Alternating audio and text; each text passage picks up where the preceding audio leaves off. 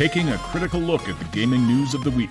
This is Augmented Reality, Presented by the Triple S League.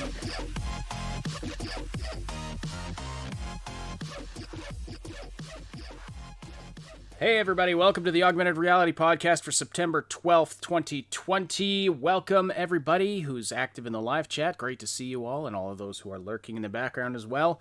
And anyone listening after the fact, thank you so much for joining us today. This is your source for news, leaks, and analysis about games and the gaming industry. I'm here as always with Obsidian and Moontag. How are you folks doing today? Good. Good? Good. Yes. Was that a pre-programmed response? Like both of you just said that exactly the same in exactly the same way? Wait a minute. Are you the same person? Wait. No, of course not. What are you talking about? I know, that would be crazy. If you're listening live today, please do say hello in the live chat. Send us your questions and comments there as well. We'll read and respond to as many as we can throughout the podcast. And don't forget to slam that like button. It likes it rough. And it tells us in YouTube that you appreciate this content. You don't want that like button to feel lonely. So go ahead and slam it. All right. Let's just jump into today's news. So lots to talk about today. PAX Online starts today. If you're not aware, PAX is online now, of course, because of the world situation. And it starts in just about an hour. The PAX Online is going to be getting started on their various Twitch channels. Check out online.paxsite.com for more information and a schedule of everything they're doing there. But of particular interest to those in the Cyberpunk community, the very first live stream that they're doing, the keynote for the whole event, is Story Time with Mike Pondsmith. So you'll definitely want to check that out. So it's there's a lot there's a fair bit of cyberpunk stuff happening at PAX Online. So Mike is giving the keynote address for those who are not aware. Mike Pondsmith, the creator of the Cyberpunk series of games, not the genre, just because I know we often get comments. Yes, we know he didn't create the entire genre of cyberpunk. But he created Cyberpunk 2020, Cyberpunk Red, that series of games, which includes Cyberpunk 2077, which of course being made by CD Projekt Red. His son Cody is running a sequel to his Dicebreaker train heist on the PAX 2 live stream at 3 p.m. Eastern Time today as well. So lots of Cyberpunk stuff happening. But PAX is going all week. It's running from September 12th to 20th. The schedule is up on their website of all of the different live streams you can check out. So it's like 3 or 4 channels they're running things on all week. So check that out, and we'll of course be keeping an eye on that for all of the relevant gaming news that we can get our hands on. Funny story related to the Cyberpunk on the brain. The Xbox Series S that we talked about on Wednesday. It was leaked and then it was revealed officially after the leak. It kind of looks like Xbox was like, well, cat's out of the bag, so, do you keep your cats in bags, Moontag? It's a weird saying. Cats out of the bag. No, they get there by themselves, or, they kind of go sneak off into the corner and start chewing on a corner of it just because. Oh, okay. Is that what they were doing? Is that why you were muted? Yes. That's funny. Okay. Anyway, somewhat amusingly, Phil Spencer, the head of Xbox, of course, has been doing online live streams, basically all summer, like pretty much everybody in the gaming industry has been. He had an Xbox Series S sitting on a shelf behind him back in July, and nobody noticed. Probably because they thought it was a boombox. Actually, I'm going to show you a picture of it here. Here's the Phil picture. So, it's up on the screen right now if you're watching on YouTube. It's actually kind of, you really can't tell what that is. It just looks like a white box. Maybe that could have been his modem or some collection box or something like that. It's kind of funny that these people have been coming up with more and more interesting things. and for example, that the race car that he has up in the other corner, um, interesting note, that race car supposedly has a very important ID number on it, which is used to access one of his like primary systems. So that's at least that's what we've heard going around. So, but yeah, they always keep kind of crazy stuff like that. Like over on the left hand side, there's another little statuesque kind of thing, and I can't tell you what that's for, but it's all the cool stuff, and of course it's a gimmick now to like hide it in plain sight. It's great. Yes, well, and the way they did that on the Nvidia stream, and actually, I'm when he pulled the first one, the first graphics card there out from it was just sort of sitting partially obscured behind something. I thought that was quite clever. It's like, oh, it's been right there the whole time. So yeah, I mean, the lesson here is scrutinize every pixel of the background when one of these big game company folks is doing something online, doing a live stream of some kind. All right. There was a chat message I wanted to read that I've missed now. Somebody was asking who's the robot chick. She's hot, apparently. Well, we'll definitely we're gonna get into that in a minute. That is Lizzy Wizzy. I know it's a kind of a striking transformation from some of the original screenshots we saw of her. Actually, that's our next topic, so let's just jump into that, I guess. So yes, Lizzy Wizzy was featured on a magazine cover of Cyber magazine. You see the logo behind you on the screen right now, sort of behind her head, obscured by her long pink hair. And this magazine feature involved exclusive Lizzy Wizzy artwork, an interview with Grimes, the musician who is playing Lizzy Wizzy in the game, and also she contributed to the Cyberpunk 2077 soundtrack. But this is apparently what Lizzy Wizzy looks like, and going to be a minor spoiler here. If you don't want any spoilers, plug your ears for about the next 15 seconds. But Grimes talked a bit about the backstory of Lizzy Wizzy. Now, this may be already established in long-standing Cyberpunk lore. I'm not 100% sure of that. I don't know the lore well enough to say. But she talked kind of about Lizzy Wizzy's backstory. Okay, here's where the minor spoilers are going to happen. So, actually... No, not yet. No spoilers yet. So you were like, hey, plug your ears for like 15 seconds, and then you talked for 15 seconds about a non-spoiler, and then you were about to launch right into the spoiler right as people were about to come back. Well, that's why I'm being clear. That's why I'm being clear. I haven't. Well, we'll talk about that. We'll talk about that later. Yeah. Anyway, here's what Grimes had to say. This is the non-spoiler part. She said, I did my voice acting for Lizzy Wizzy. This game is going to be so effing good. I mean, I haven't played it, but I saw someone play an hour of the game. The game was fantastic. Okay, here's the minor spoiler bit. So 15 seconds, starting now. And I play a pop star who committed suicide on stage, and they had to quickly come and perform emergency surgery and replace her whole body with cybernetics while she was dead for an hour, and then she finished the show as a cyborg. One of the greatest pieces of performance art ever made. All right, there you go. So we've talked about this like 20 times before. Maybe you have on the Cyberpunk 2077 community podcast. But yeah, I wasn't aware that was her backstory. It's been around for a really long time. Well, some people don't like any spoilers at all, so that's why I wanted to give that spoiler warning there. Anyways, it's an interesting concept because and you can totally picture like how it was like. It was it performance art? Was it planned? Was it like, how much of it was unplanned? Did she have like a super platinum status with the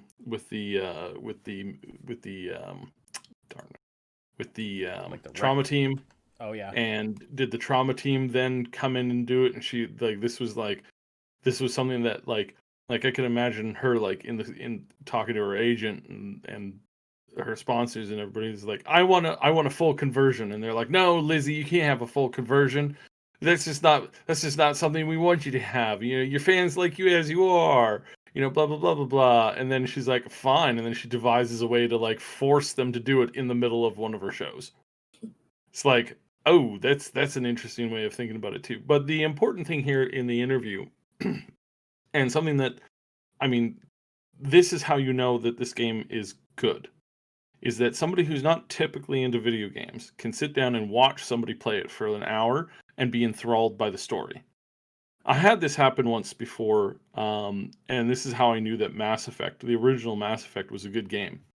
Because I was sitting down playing it on a big screen with a couple other people there, and we were just kind of like watching it. We were going through one of the more like story intense moments of Mass Effect 1. And this guy comes in who does not play video games at all, thinks it's an enormous waste of time. And he grabs his food and he walks around the corner and like he's just listening to the dialogue, and he sits down and he continues to listen to the dialogue. And after about like a minute of like going through here, and I was pretty good at like picking the choices, and like I could anticipate them coming up.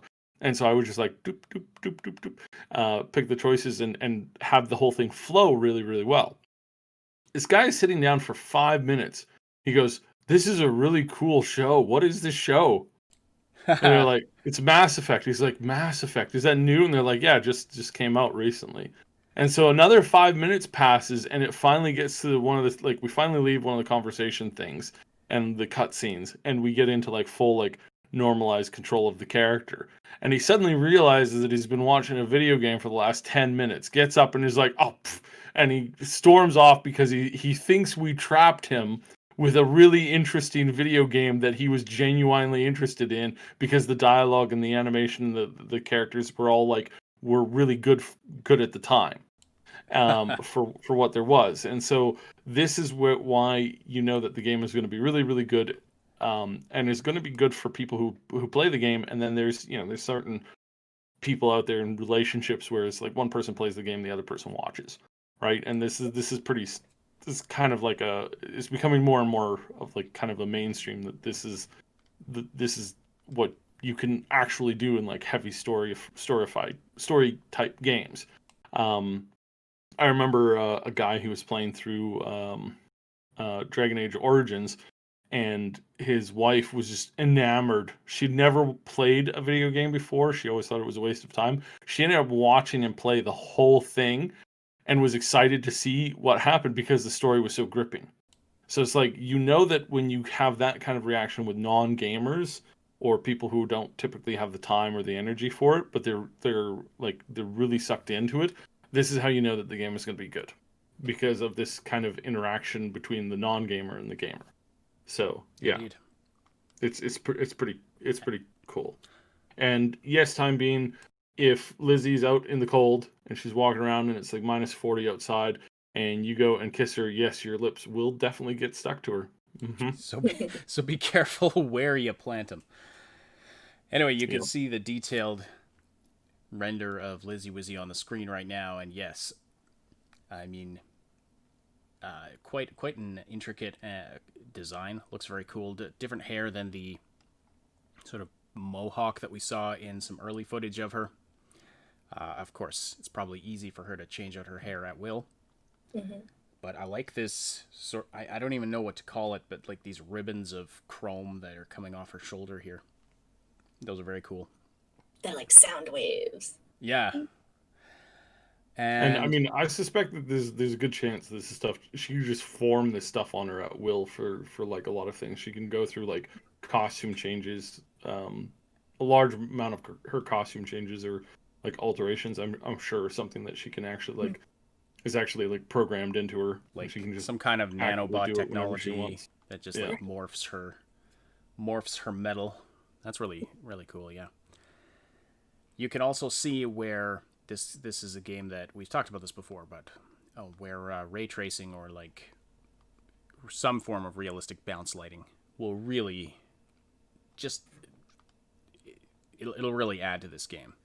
Oh, Like she's it's walking gonna- around like this, and you can like it'd be awesome if she was like walking away and you could see the reflections of bad guys coming at you in her skin or something. That'd be Like, that would be a sweet gaming moment. That would be one of those gaming moments you remember forever.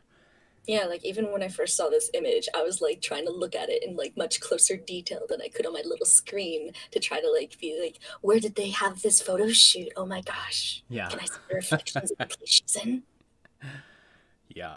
Probably just a stock reflection map, unfortunately. Mm-hmm. But Still, yeah, that like just the potential of that. exactly. She oh my goodness, the chat messages are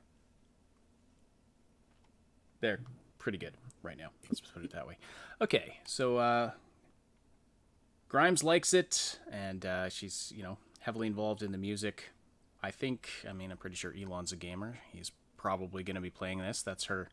Grimes, by the way, if you're not aware, is dating Elon Musk, and they have a child together, who is a name that I'm not even going to attempt to pronounce because it's like math. Okay, what else do we have? Okay, a bunch of stuff related to PAX I have open that we've already talked about. Also, we have Night City Wire 3, which was announced just a couple of days ago, and it's going to be taking place on a Friday this time, September 18th. Same time as usual, 6 p.m. Central European Standard Time, which in North America, hang on, let me see if I can get this right, that's noon Eastern, 9 a.m. Pacific Time. So, of course, we will be covering that live on Friday. And it's, perfect timing to, because that's just before, that's the day before our next Saturday podcast. So that works well at all, or that works well as well. So CD Projekt is going to take you on a tour of Night City. This from their tweet about the event. They're going to take you on a tour of Night City, check up on its gangs, and give you a sneak peek into the creation of the original score. And they released a GIF with all of the different gang logos. And there's a lot of them. Hang on, let me see if I can read them all off for you here. So we got the Animals, the Aldecaldos, Maelstrom, the Moxes, 6th Street, Tiger Claws, Valentinos, Voodoo Boys, Wraiths. Oh, and now it's looping. So back to the Animals. That's quite a few. And to think about how coming up with, now a lot of these are from established lore, of course, but coming up with designs and characteristics for all of these gangs, that's a lot of work they've put in. This is going to be a very, very immersive world, in my opinion. All right, and what else do we have on Cyberpunk? Cyb, was there anything else you wanted to talk about? We talked about on Wednesday the stuff with the Chinese dubbing of the game.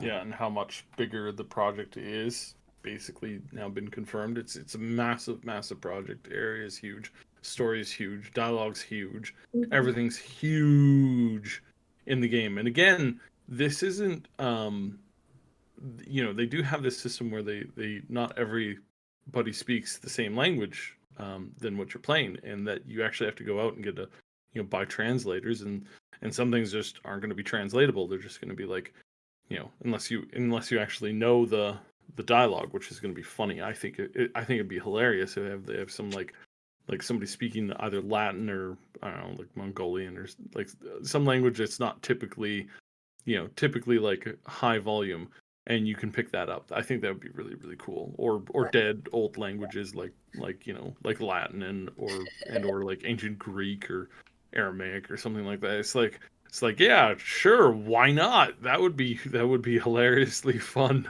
It would be fun to hide some stuff. In other news, though, if you are a big fan of Rockstar energy drinks, you'll be happy to know that Cyberpunk 2077 and Rockstar Energy have teamed up, and you can now buy a Rockstar energy drink styled in the Cyberpunk 2077 style, and that every time you buy one of these, you get $1 in an Xbox gift card to a maximum of $60 that can be then used on the Xbox Microsoft account. That's to buy the game, perhaps? really well. I mean, you could buy the game, or you just you could do you could spend whatever you want. And wow, so if you're a huge drinker of energy Rockstar drinks, you can buy 60 of these things and drink them. And One I of them highly, is like $6. I really, really highly recommend that you do not drink all of that in like 1 week. You will most certainly die. You will most certainly die. Just heads up, don't drink more than 60 of these things a week. Probably don't drink more than 10 of these things per week. Probably don't drink more than 3 of these things per week. If you can avoid it. If you want to survive, I really recommend not drinking more than like 1 of these a day at the absolute most. So one will but kill you might me, want to though. buy 60 of them, like, if you can buy 60 of them all at once and then just like put them in your fridge, that's probably a good idea. If you can go through 60. If you're gonna drink them anyway, like if you go through that much Monster Energy drink, but I know one of those would be lethal for me, because if I drink one, my wife will kill me. You should hear the rants she goes on, the lecture she gives her students about how unhealthy those things are. Oh, they are extreme. I'm allegedly, so we don't get sued. Rockstar Energy is one of these drinks that it's like you really should not be drinking this stuff. I mean, just you really should not be drinking this stuff in the amount that they like give it. Like, Yeah, they're really big cans. Like, I would nurse one of those over the course of a night. yeah, tops. Again, tops. Like, these things have the amount of caffeine in these things is like, wow. So anyways, there's that. You pick these up at the 7-Eleven. Yep. And there's also an exclusive 3-part Cyberpunk 2077 digital comic that will also be available through these 7-Eleven rewards app throughout the month. So yeah, this you might definitely also want to kind of like swing out and pick up, because there's going to be that. So this is frankly it's the amount of stuff that they have, and this was announced yesterday, and we've got a whole month and a half basically before this game drops, and actually that's like 2 months, little over 2 months still, and this is already what they're bringing to the table. So imagine what it's going to be like last month before this game drops. I wonder if Good this Lord. stuff was actually intended to be post-release. Because I mean, the game was supposed to be. No, this was clear. This is clearly like pre-release. I'm just thinking, because the game was supposed to be released here in September, and then before that, it was supposed to be released in June. So I'm wondering how much of this stuff, or maybe it's like new. Maybe it's just new promotional things they've come up with since. I don't know. No, these were always planned to come out before the game was announced, but it was always planned to start within the 3-month period before the game was released. After the 3-month mark, before the game was released. So that's why this stuff had been planned ages ago, and it was ready to go whenever essentially. But when they delayed it, this also delayed this aspect of it. Gotcha. Okay. Anything more for Cyberpunk? Actually, just gonna quickly check their Twitter feed here. Where did it go? My browser's doing weird things. Yeah. So it's probably gonna be quiet as far as Cyberpunk news for the coming week until Friday, when we do Night City Wire. We're gonna get a ton of stuff. I think over the course of the PAX, we're gonna get a ton of lore that may not necessarily be tied directly to Cyberpunk 2077 in a direct format, but it'll probably be lore containing very important information in the build up towards Cyberpunk 2077. So the Cyberpunk Red, the some some small answers will be answered about existing mysteries around the 2020 franchise, and then how that gets into that. So this is definitely something to pay attention to because it's going to be pretty big, pretty Okay. crazy. So more general Cyberpunk lore stuff. Yeah, I mean, well, obviously, Mike is headlining PAX. You think he's not going to say anything about Well, I don't know. Cyberpunk? I don't mean, know. come on. But I just mean, okay, gotcha. So yeah, we'll keep our eye on PAX. Encourage you to do the same. By the way, lots of great opportunities to watch stuff together this week on the Discord channel. If you're interested in that, it's a great place where you can communicate with other Triple S League community members. They call themselves the Triple S Legion, and it's also a place where you can chat with us, and stay up to date about everything we're doing here at the Triple S League. People are getting together there to game together, do all kinds of things, and there's often Cyb, you hop in there after the podcast to do like a post-podcast chat with folks in the voice rooms. It's a fun place. If you're not part of the Discord server yet, come check it out. Find the link in the description below. Be sure to say hi to us in the welcome channel, especially if you're new or if you've been listening for a long time. We love hearing from people who've been listening for a while and are like kind of communicating for the first time. That's always fun because it's fun to hear, hey, I've been listening for like 6 months or a year and just thought I'd say hi, and we love that. It's nice because I know there's a lot of you lurking out there who don't necessarily talk in the chat, who aren't on the Discord server, and that's totally fine. Do what you want to do, but we do enjoy hearing from you if you do want to say hi. So yeah, it's worth checking out. Might make some friends. There's a comment from Funky Moin in the chat. Hey Ash, I named my gaming PC Legion. Nice. Legion. Cute. Yes. That's cute. Does that mean it's possessed by like a whole bunch of demons?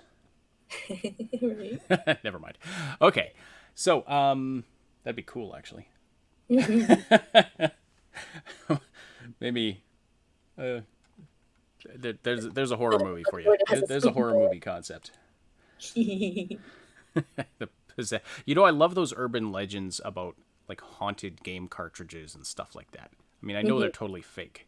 Haunted inanimate objects, yes. Yeah, but especially game cartridges and like the ones where like they plug the game in and it starts doing all kinds of weird things. There's one for Zelda, either Ocarina of Time or Majora's Mask. I can't remember, but it was supposedly like haunted by the ghost of some kid who died. Creepy stuff. Totally fake, of course, but creepy. Poopy. Fun, good stories. Fun stories. All right. So, moving on, we're going to talk about Ubisoft news. There's quite a bit to talk about there. But first, the controversy about Control. It's really, really quite funny. So, basically, back in August, there was a controversy because Control is a fairly popular game that is, I'm sure a lot of you have heard of, and they announced an Ultimate Edition that would give you if you buy this Ultimate Edition, then you will get a free upgrade to the sort of next gen PlayStation 5 or Xbox Series X version when it releases and when the consoles are out. So that is actually that did launch on the 27th of August, and anyway, there were a lot of people who already owned Control were not too happy about this.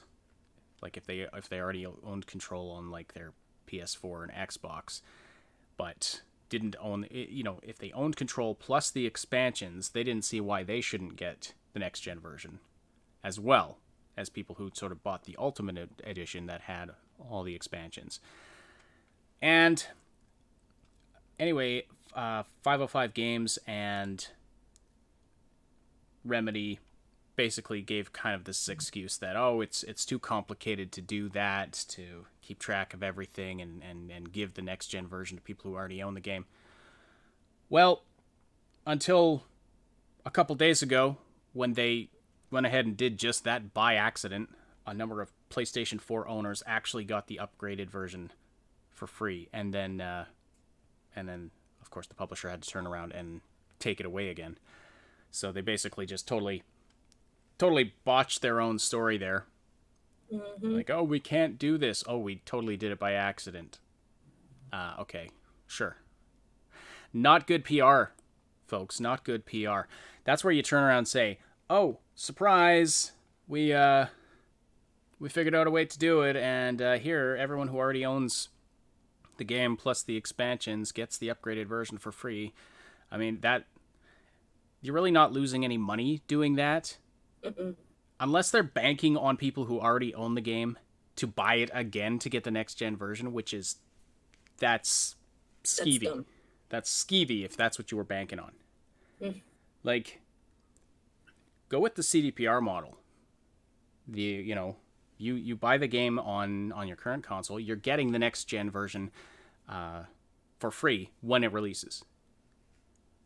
Like, that's the way to do it. That's the way to be pro-consumer, pro-customer, for fans of your game. So anyway, so that's pretty dumb. Totally expecting a Cybrand here, but It's this is well. I'm just thinking back to there's a handful of times where I remember, like, as a kid, somebody was like, "Oh no, we can't do this because it clearly doesn't work." You know, I know you want to do this stuff, but I mean, like, look, it's not. Oh, it's not turning on. It's not, I don't know what's wrong with this. It's unplugged. Um, Classic. no. That's the plug. Well, here, let me just plug it in. I plugged it in. Boom. TV's on. Oh. Okay. Gee, the Nintendo's just not turning on. I don't. You're pressing the reset button. The power button's on the left. Okay. All right. I guess you kids can play. Like, I remember having this argument with somebody. It's like they didn't want us to play the Nintendo. So we pointed out that the TV, he's like, the TV doesn't work. It doesn't work. And it's like the TV's unplugged. And he's like, oh, you guys know about plugs? Oh, okay, shit. So, all right. So he plugs it in, and then he's like, oh, look, the Nintendo's not turning on because he's hitting the reset button, not the power button. And we're like, the power button's on the left. You just got to press that one. And he's like, how do you kids know so much about this? And he like, yeah, so this is the exact scenario where big companies sitting around going, oh, guys, we would love to be able to give you this, but I mean, let's face it. Let's face reality, guys. It's just not going to work. I mean, we just don't have the technology to do this. I don't know what you want from me. It's like, just do the thing. Like, that's all we want from you. Yeah, I mean, that was a BS excuse anyway, that it's too complicated. Mm-hmm. Right, like you can't run a quick search on, okay, all these people who own the game plus the expansions, just give them the new thing on their account. Like, that's BS. And yes, as Blissful Soul points out, that's exactly what CDPR is doing with the Witcher 3 upgraded version. If you already own it, you just get it. Mm-hmm. PC and console. Like, that's how you build, like, loyalty in your face. And where are they going to make the money on that? The new people who buy in. Mm-hmm. Like, that's just going to be the new version of The Witcher 3. Right? Never mind on, like, the merch and other, like, things that the fans will support because they feel like you care about them. Yes. Yeah, exactly. So, yeah, they butchered that one. That was just bad. I mean, that on top of the whole Epic exclusivity thing, like, Control, I've heard is a really good game, and I've thought about picking it up to check it out, but yeah, they're just some of the decisions they're making surrounding it don't seem good, and it's always tough because it's not the developers, like the people who are putting in the long hours to make these games, especially a game that's really good. I have this urge to support the developers and the people who actually built the thing, the game, in spite of the corporate decisions that are being made completely independently of those developers that are in many cases screwing over the developers. Mm-hmm. It really bugs me. I just realized I still have Grimes on the screen here. Just gonna put our normal graphic back on. Somebody asked about the Prince of Persia remake. yeah, we are going to talk about that in just a bit here. All right, so that's the Control controversy. So Ubisoft, should we talk? So Ubisoft did their Forward event, the second one of the summer, where they showed off a few new game announcements, a few more updates from upcoming games. Now, should we talk about the games first, or should we talk about the company news? What do you think, Cyb?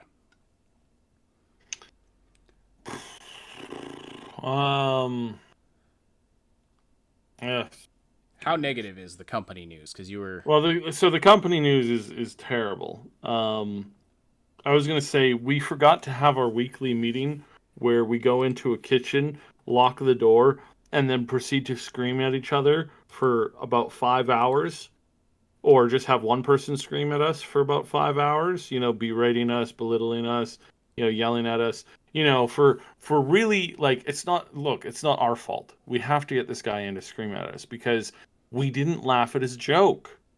Like we laughed at his joke. We went like, "Ha, that's funny." We didn't, and that was unacceptable. You have to like, "Ha ha ha ha ha ha ha ha ha ha! You're the best boss to ever exist." Like you have to do that every week, or you know, I mean, it's just, I mean, come on, guys, this is regular business time. So, okay, what happened, and why am I creating this ridiculous story about locking somebody in a kitchen for 5 hours to scream and berate them routinely?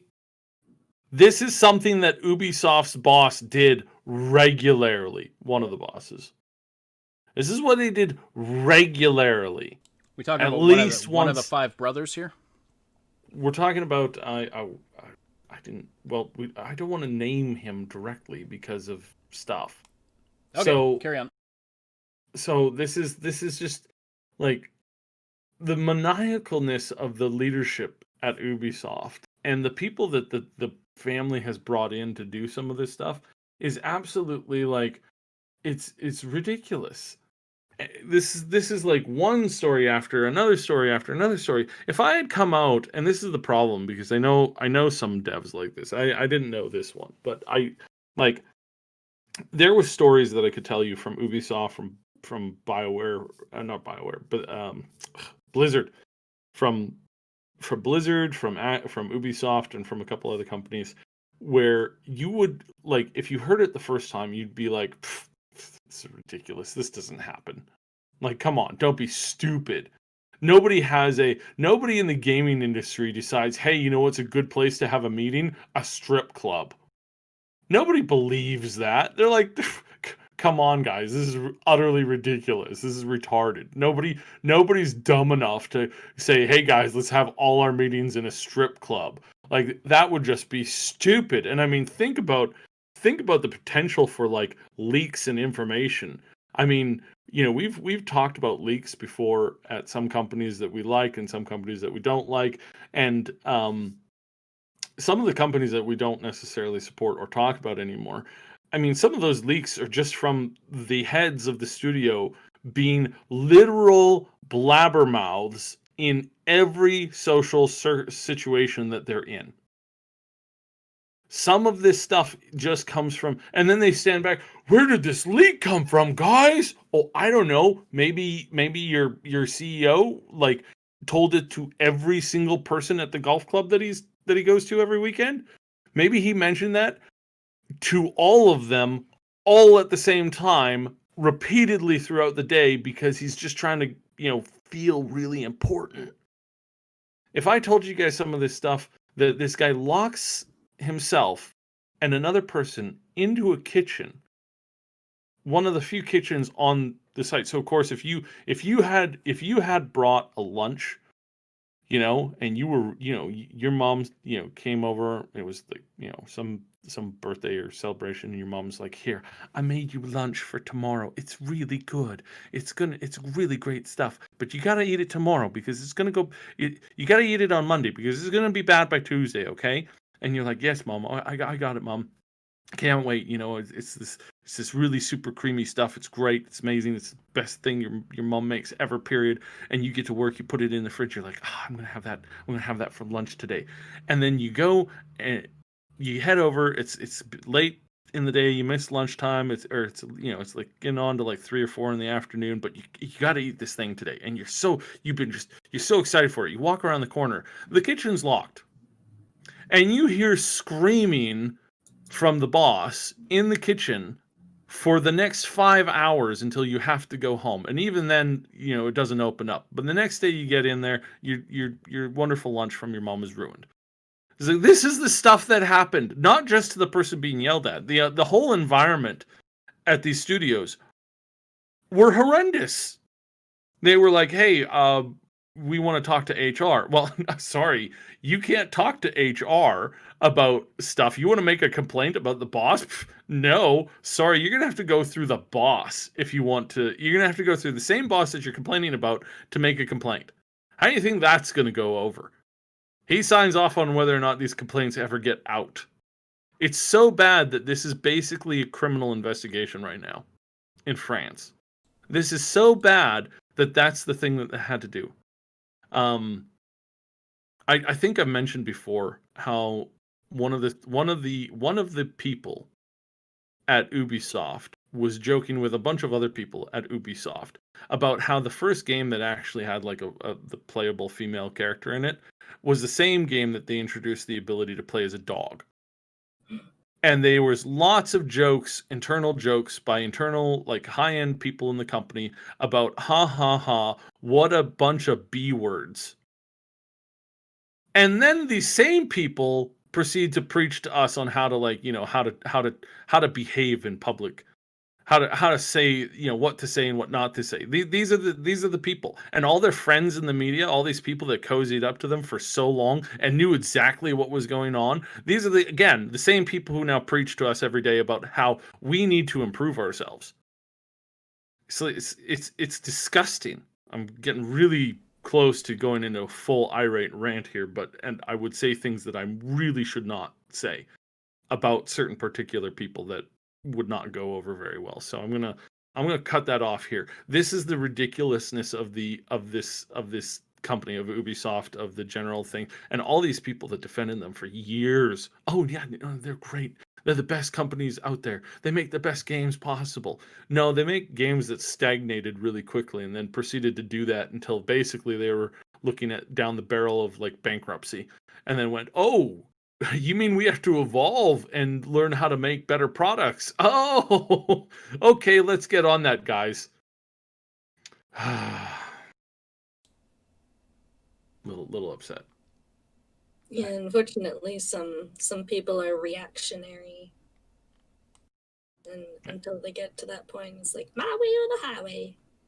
And I mean, it's like Moon and I have been in situations in the past where it's like there's some really terrible people out there who just like who just go out of their way to like ruin your day and to just to stomp on everything that you've done.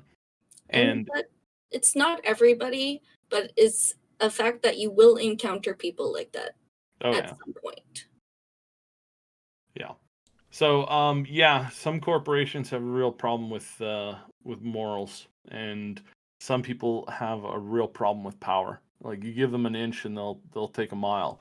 And they get so full of themselves, and it's just terrible. It's true. I mean, their corporations are run by people, and that's the thing to keep in mind. Like, corporations don't have morals. They're not moral agents. They're systems of people. Well, yeah, and some might say you don't need a corporation to be moral. Well, one of the greatest like minds of the last 500 years when it came to companies, Mr. Ford, the original Mr. Ford, the guy who actually built the Ford company, revolutionized cars for the entire planet. We wouldn't have half the technology today if we didn't have cars and the ability to drive around and have easy access to transportation.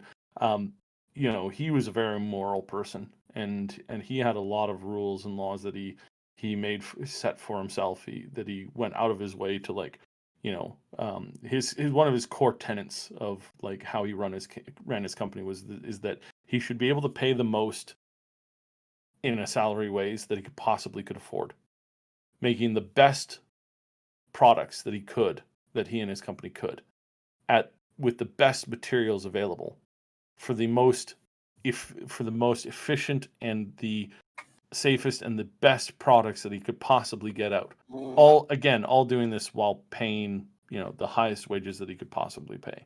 So again, this is the foundation of where these ideas came from really, really big corporations in the day. And that was very much, there were riots.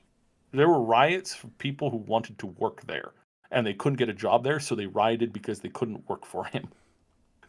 So this, because in contrast, you're talking about heading over to another company where the boss sees you as hey, go pour nitroglycerin down that hole.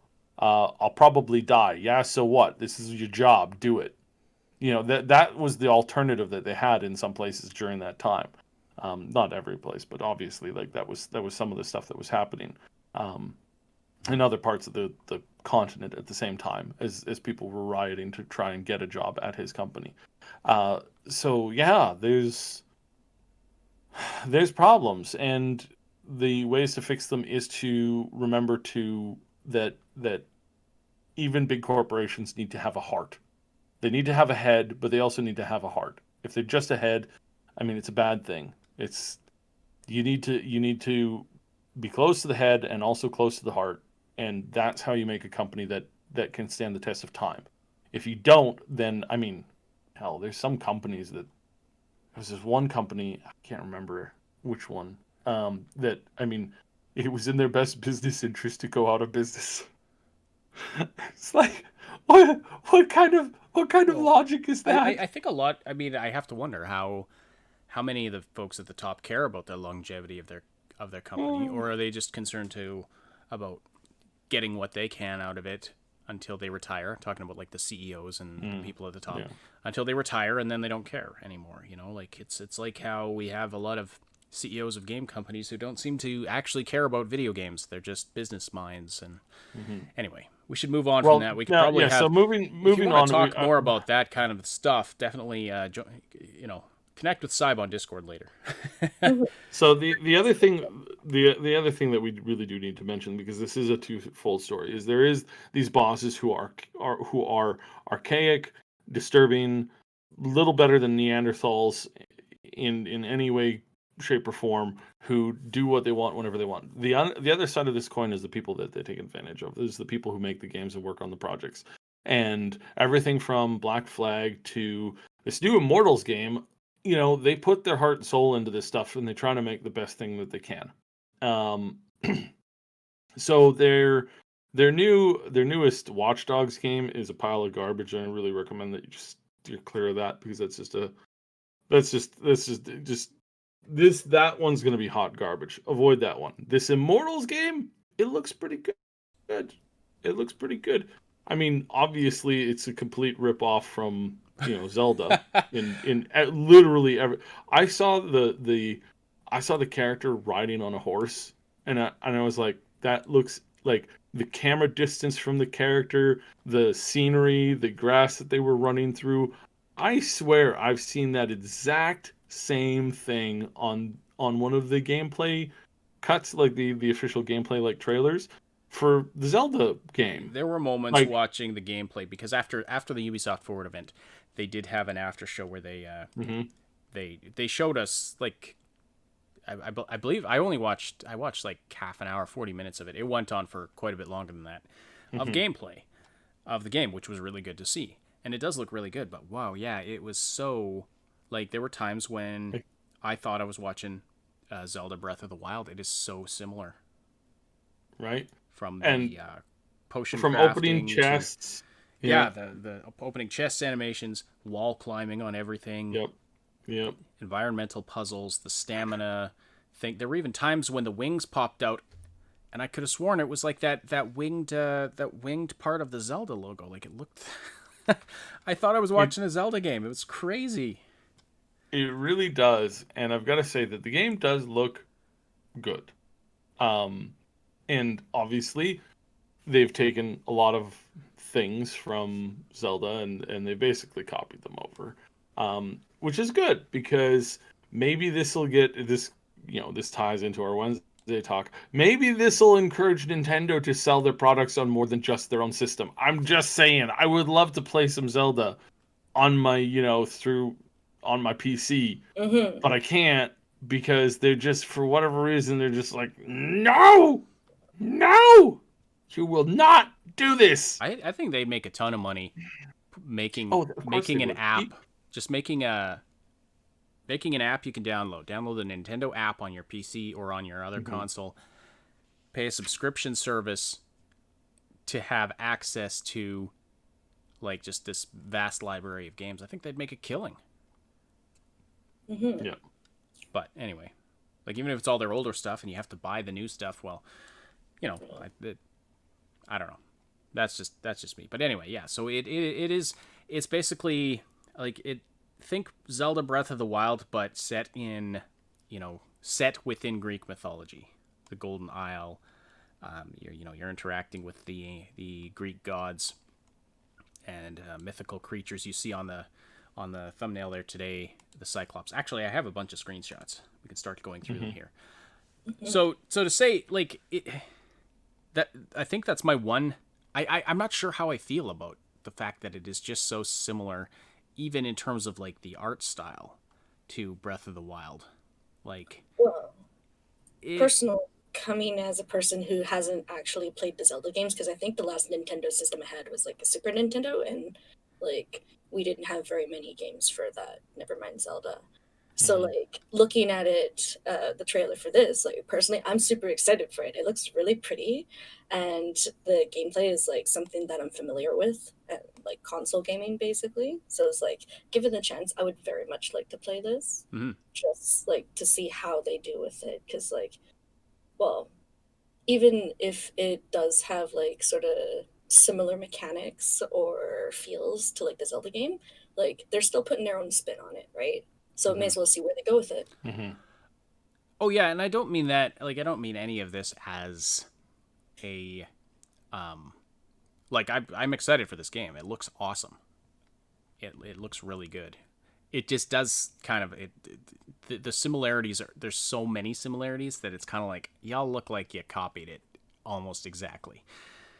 So that's just where I'm at with that, but I can get over that because it does look like a pretty awesome game. I think this is a game I'll probably get on my Switch and play on the couch with my wife watching, as we typically do.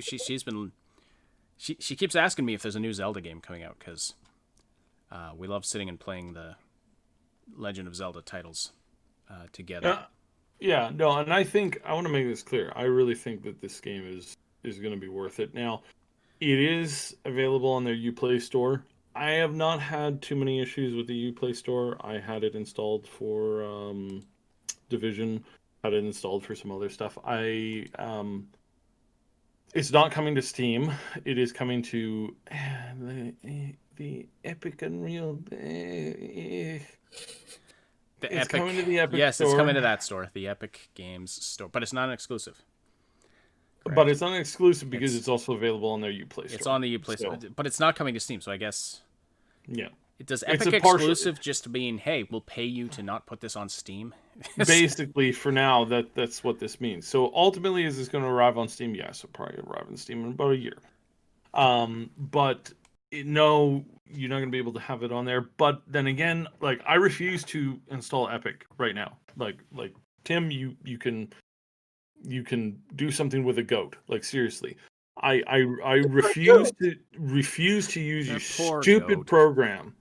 And it's like at first it was just like a preference thing. It's like I'm really not liking this thing. It's got too many problems. Now it's a hill to die on. So I'm not interested in that. But I'm not opposed to using the Uplay Store app because it's been useful before. Between that and the South Park games and a couple other things, like the South Park game, it's decent. It's not terrible. It's not horrendous. It's manageable. So yeah, this is a game that I think we might be able to get behind and continue to put pressure on Ubisoft for hiring some of the worst leads to ever exist in gaming. The worst. Like maybe that would encourage them to do that. I'm all about encouraging positive behavior from companies. Do it for Blizzard, do it for BioWare, do it for Bethesda. It's like I want to encourage that general positivity, and if they can do it, great. If they're useless people, then fine, they're useless. But no, I think this is one that I think it's looking pretty solid. Sure.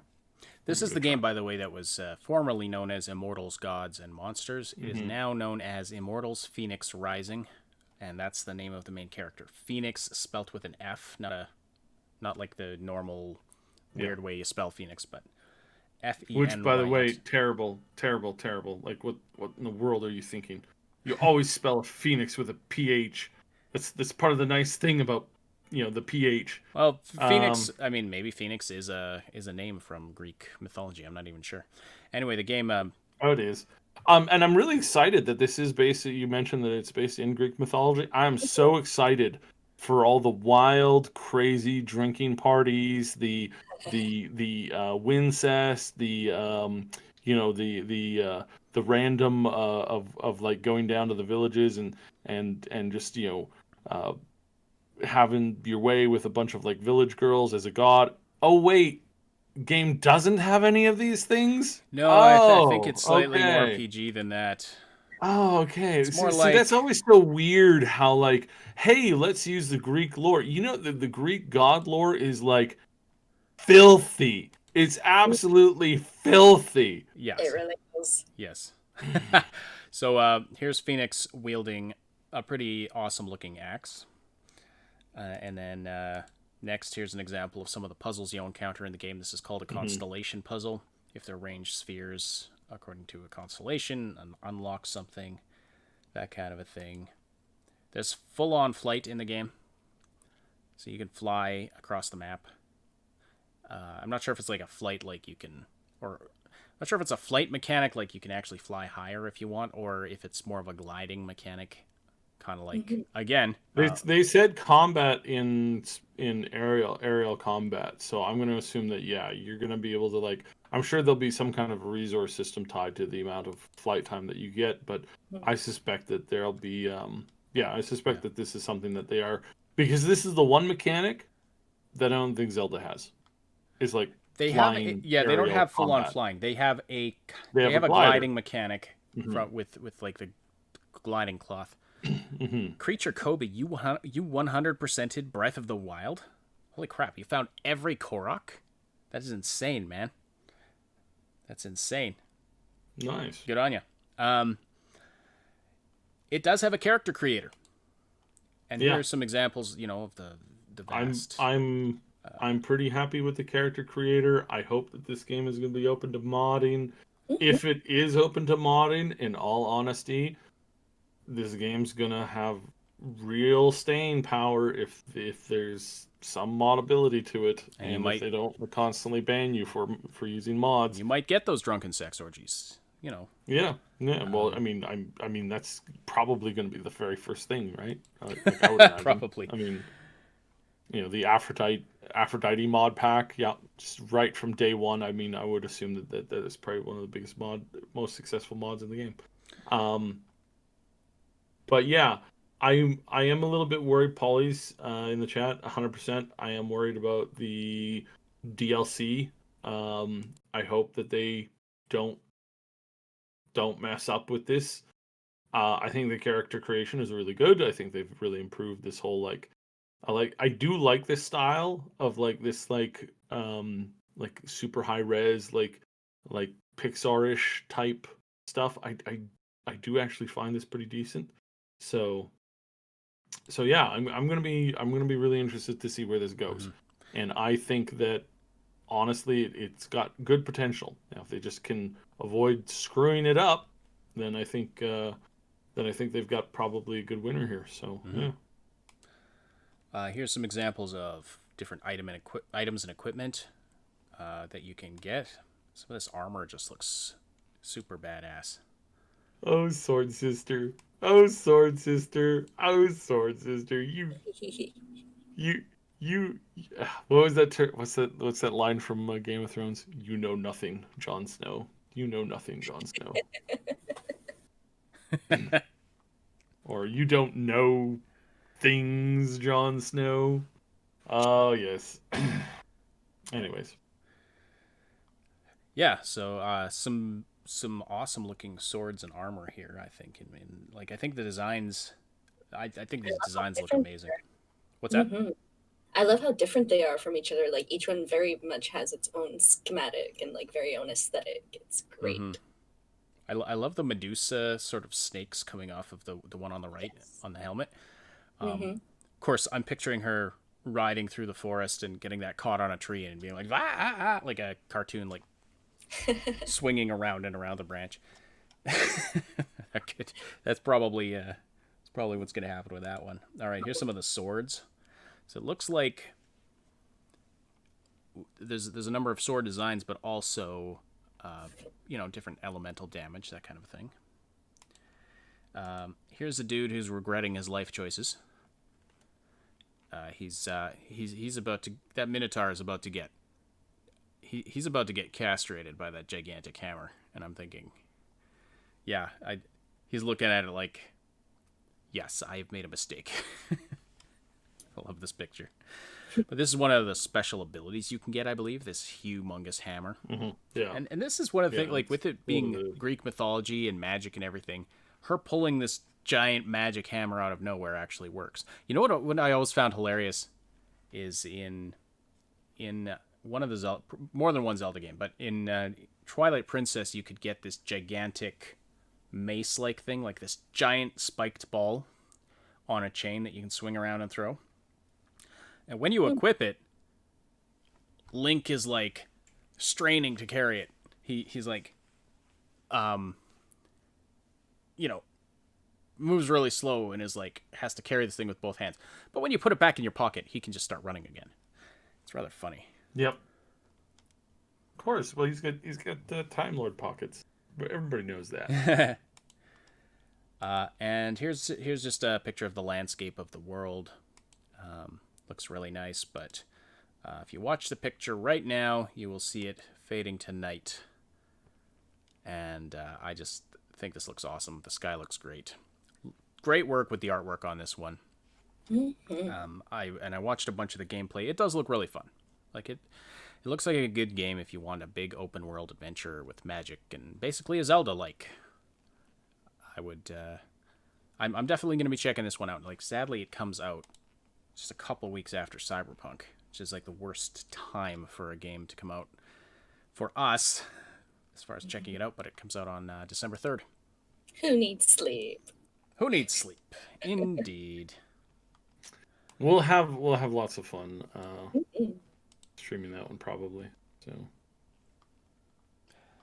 All right, and finally, we're going to talk about the Prince of Persia remake. I don't have any visuals for that one, but well, thank goodness, because I don't know if you know this, but it's not a.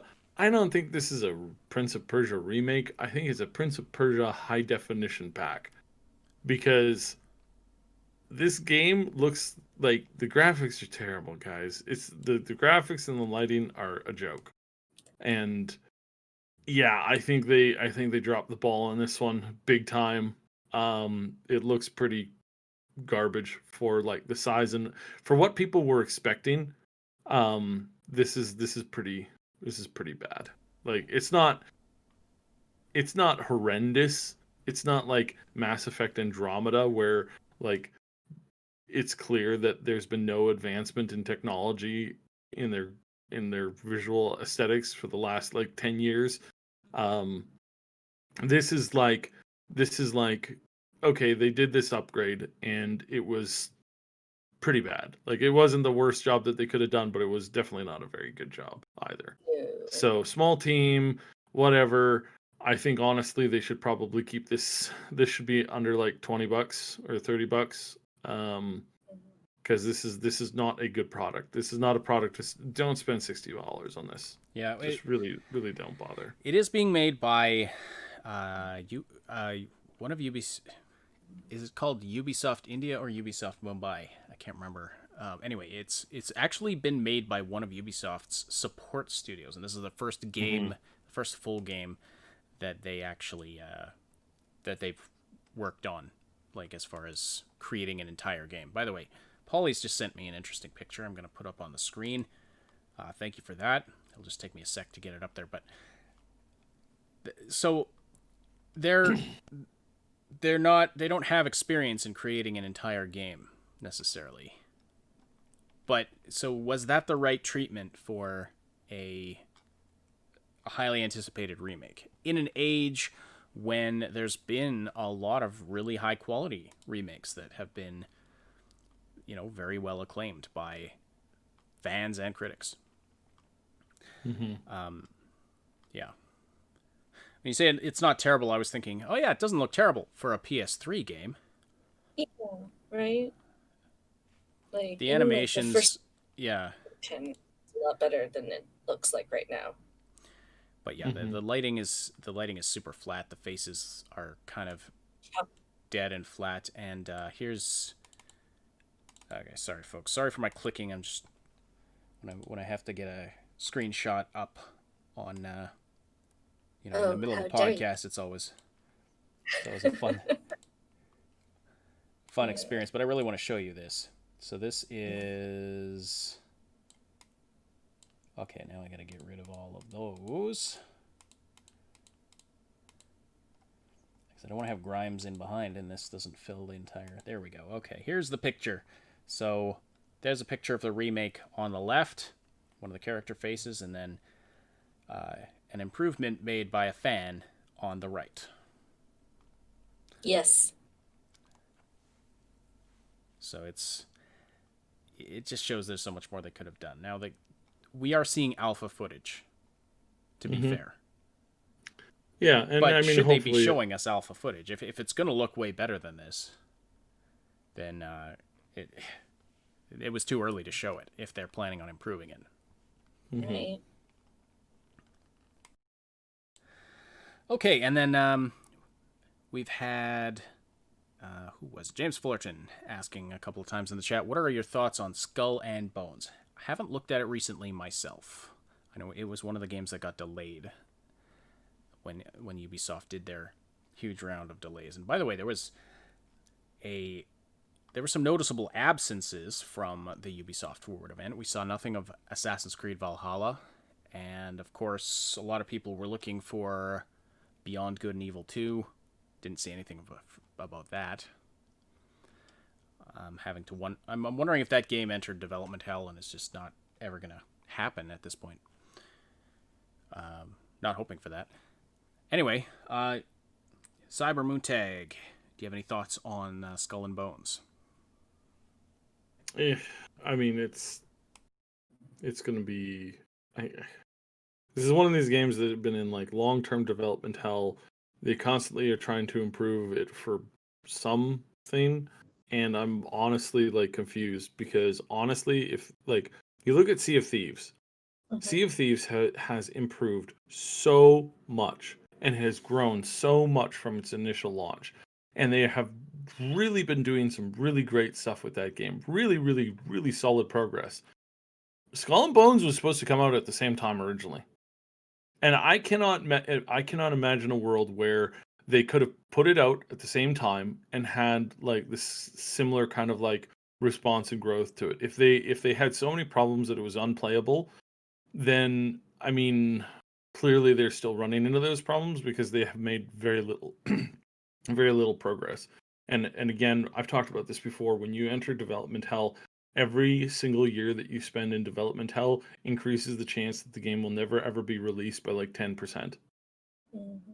And so by the time you get into the 7th year of development hell, I mean, the chances of it being released is I mean, like high 20% chance. Probably never. And this is what happens with companies that do this.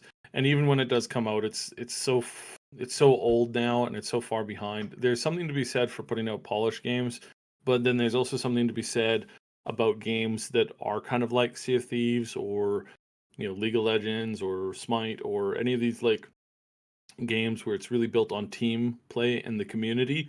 There is something to be said about putting that out sooner rather than later and then building on it outward. But you have to know the scope of it. and you have to know you have to have the ability to like slowly ramp up your content.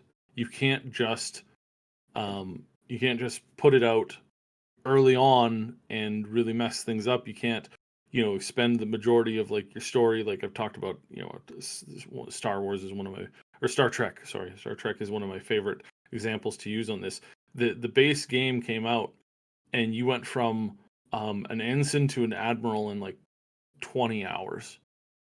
And then the rest of the decade long now that it's been out, the growth of the game has taken you from, admiral to like super uber duper rear upper admiral of admiralty, because they ran out of stuff to do. They should have capped the first vanilla experience at lieutenant and really like kept the ships small, smaller older ones, and occasionally introducing like the bigger, more badder, the better and better and better ones. And they could have ramped up slowly to that. Instead, you have like the most advanced capital class ship that you can ever get was released. That was back in the vanilla, the early release. And now you have a slight upgrade from that. It's like, way to go, guys. Way to take all of your lore and the years and years and years of your slowly building on this, the ability to slowly build on this project to release this long, proper power climb, introducing immediate power cappage, and then not having any ability on what to do with power creep at all. It's like, good job. What, like, who's designing this stuff? And this is something where I would have suggested early on that they scale back some of what you may have gotten access to in Skull and Bones, keep it small, put it out immediately, and let the community direct you on where you want to go. Because it really is, or should have been, like, focused on a community aspect of that game, and then build it up slowly from there. If it's just a single player, then things are a little bit different. But even then, I think they've lost their chance now. Because, I mean, anytime you're taking a game that's very thematic, like a game about pirates, I mean, I would say definitely like zombies are kind of out right now. They're just not really hyper populars. Like vampires are kind of on the low end as well. And then you've got pirates they're kind of like the big thing right now, but it's starting to fade a little bit. So what? I think it's pirates and mermaids. There's like a nautical theme going on right now. Yeah. But that theme is starting to slow. Like it's starting to slow. Like slow. It's starting to slow. It's not. It hasn't dropped off a cliff. These things never do. They never fully drop off a cliff. It's like werewolves. Werewolves are really out right now. They're just not something that's prevalent in most media at all. But it's still there. There's still little bits of it here and there, and there's still big fans of it, and it'll continue to grow. And this is where I think, again, Skull and Bones should have come out 3-4 years ago when they had the chance to, and now they've been kind of circling the drain of stupidity now for far too long. So, all right. With that, we got to wrap it up there, especially for those of you who want to go watch the Mike Pondsmith keynote at PAX Online. So thank you so much, everybody, for joining us. Do slam that like button before you leave. We'd really appreciate that. Enjoy the Mike Pondsmith. Yes, hop in the Discord. You can watch the PAX stuff together, chat about it, and with that, we'll wrap up the show. Thank you, everybody, for watching or listening live and or after the fact. Don't forget to slam that like button, as I said. Subscribe, hit the notification bell, leave comments below. We appreciate all of that. Special thanks to our Patreon supporters and channel members who help to make this content possible. Our big damn heroes on Patreon. Robin, Shua82, Time Bean, Schoolaman, Lady Reaver, our 2 anonymous supporters at that level. Thank you so much. Our channel members on YouTube, Mr. Pazdernick, Jer Schultz, Game Notes, Night City Punk, Terror K, Somnolence, and _let on. I really appreciate all of you folks. If you're listening after the fact on SoundCloud, iTunes, Spotify, or any of those other platforms that the audio version goes to, bear in mind that, we get those up as quickly as we can, but there's a bit of a delay. So if you want the latest info sooner, check out the Triple S League YouTube channel, where you'll find not only the podcast, but all kinds of other quality gaming content. This podcast is a presentation of the Triple S League. Check out our YouTube channel for game guides, reviews, comedy, news updates, and tons more quality gaming content. My name is Ash. On behalf of Cyb and Moontag, thank you all so much for listening. We'll talk to you again very, very soon.